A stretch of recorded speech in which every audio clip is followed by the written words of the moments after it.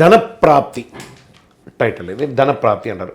మరి అందరికీ డబ్బులు అవసరం ఉంది, ఎవరికి డబ్బులు అక్కర్లేదు, అందరికీ అవసరమే కదా ధనప్రాప్తి. చాలామందికి ధనం నిలబడకపోవడం అనేది ఒక పెద్ద సమస్యగా ఉంటుంది.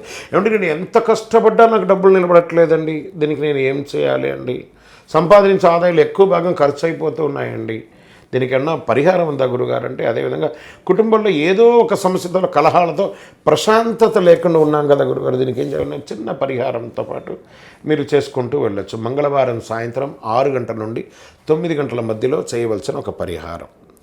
మీ కులదైవాన్ని లేదా ఇష్టదైవాన్ని ప్రార్థించుకొని 11 లవంగాలు ఒక పళ్ళెంలో ఉంచండి. దాంతోపాటు కొద్దిగా పచ్చకర్పూరం తీసుకోండి.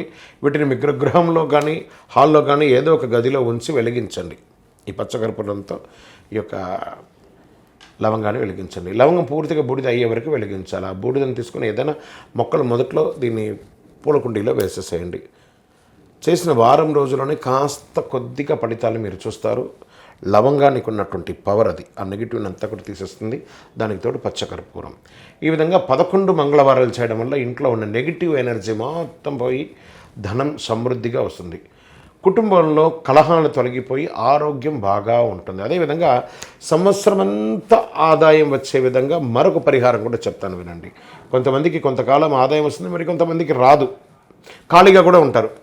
ఇలా సంవత్సరం అంతా ఆదాయం వచ్చే విధంగా చిన్న పరిహారం మంచి ఫలితాన్ని ఇస్తుంది.